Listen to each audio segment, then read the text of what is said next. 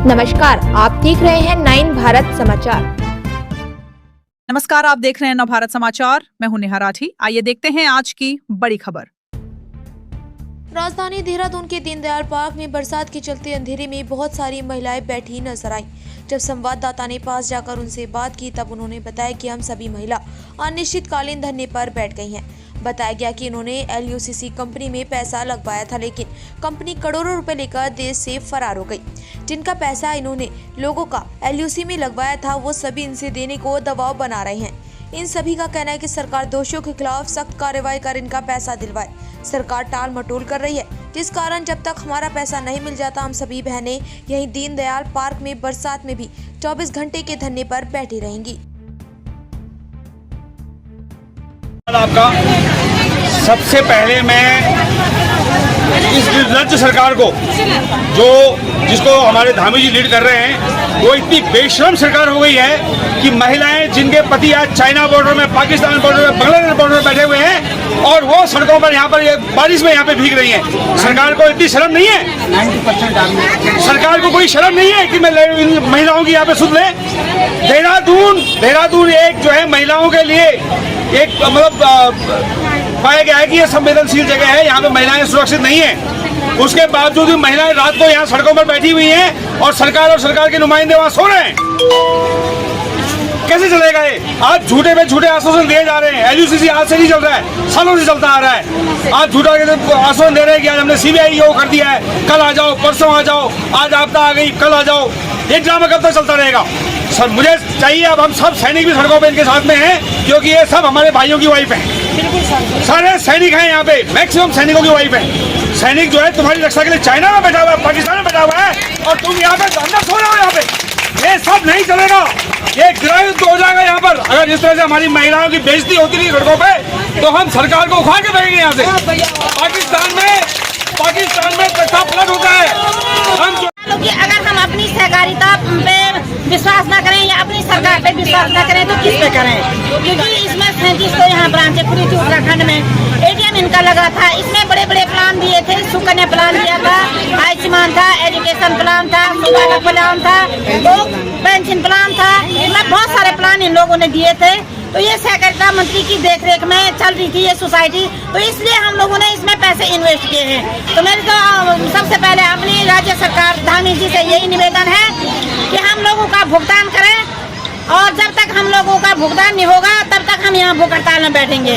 चाहे हम मरे जिए, अब हम यहीं, क्योंकि हम घर से भी बेघर हो चुके हैं और हम कहीं के नहीं रह गए। हमने अपनी रिश्तेदारी भी खत्म कर दी, अपने आस पड़ोस भी खत्म कर दिया। आज हम अपने बच्चे छोड़ के सुबह से आ रखे हैं, तो आज हमने अपने बच्चे छोड़ रखे हैं, अपनी घर गृहस्थी छोड़ रखी है। तो मैंने अब अपनी धामी सरकार से यही निवेदन करती हूँ, अगर हमारा भुगतान नहीं हो तब तक तब तक हम यहीं पे भूख हड़ताल में बैठेंगे। चाहे हम मरे जिए यहीं पे, क्योंकि घर में भी हमने मरना ही है। तो ये चाचा हम यहीं पे मर जाए। अभी क्या प्लान है आपका?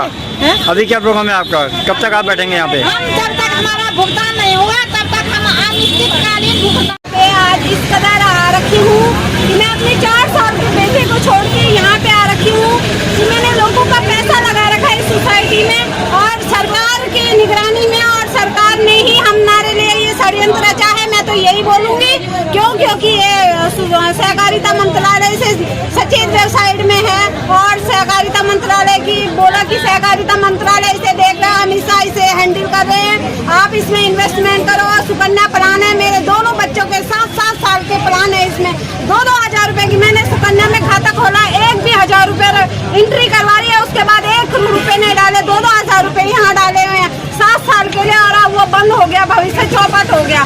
जितने 40-40 हजार रुपए लगाए वो डूब गए समझो। अभी आप लोग क्या चाहते हैं इसमें? हम सरकार से यही चाहते हैं, देखो आज हम सारी रात औरतें यहाँ रोड में हैं और औरतों का रोड पे आना कितनी महाभारत है ये कोई नहीं जान सकता। और ये महाभारत जहाँ शुरू हो गई ना तो कहीं नहीं, पल्ले तो आ ही रही है ना, पर इस पल्ले को कोई नहीं रोक सकता। विश्वास के, क्योंकि हमने लोगों का पैसा इतने विश्वास से लाकर ऐसी सोसाइटी में लगा दिया जो सरकार ने हमारे लिए साजिश रची है। मैं तो सरकार की साजिश बोलूंगी और सरकार ने हमें फंसाया है, और इतना लाखों करोड़ों का गबन कोई ऐसा नहीं कर सकता है सरकार के अलावा किसी को अप्रोच करके यहाँ से मैं सरकार से निवेदन करता हूँ तुरंत इनका जो है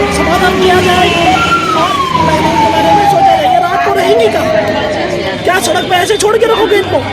इसे बात कर सकते नहीं है, उत्तराखंड भी बनाया, आज आपने इनको जो है सड़क पे रहने के लिए विवश किया। मैं सरकार से चेतावनी देना चाहता हूँ, अगर इन महिलाओं के बारे में आपने सोचा नहीं, हम इनके साथ खड़े हैं, तब तक जब आप इनके साथ इनका निवारण नहीं कर सकते। हम आप उत्तराखंड के सैनिक इनके साथ खड़े हैं। मैं उत्तराखंड क्रांति दल से हूँ, सैनिक प्रकोष्ठ महानगर अध्यक्ष। अब इनका जब तक इनका साथ न्याय नहीं हुआ तब तक हम इनके साथ खड़े हैं। मैं सरकार से एक बार फिर चेताना चाहता हूँ, इन महिलाओं के साथ में अन्याय मत कीजिए। कहाँ जाएंगी हमारी माताएं बहनें? सर मैं भी एक सैनिक हूँ।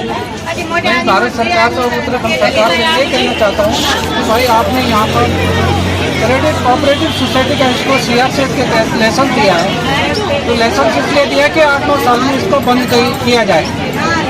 इसीलिए यहाँ पर हमारी माता बहनों ने, इतना लोगों ने यहाँ पे काम किया कि सरकार का इसमें हाथ है। हमने RBI के वेबसाइट के अंदर चेक किया था, यह सोसाइटी जो है ना भारत सरकार सहकारिता मंत्रालय के अधीन आती है। हमारे पास इसके रजिस्ट्रेशन सर्टिफिकेट भी है और हमें बताया गया है कि ये सेक्शन 80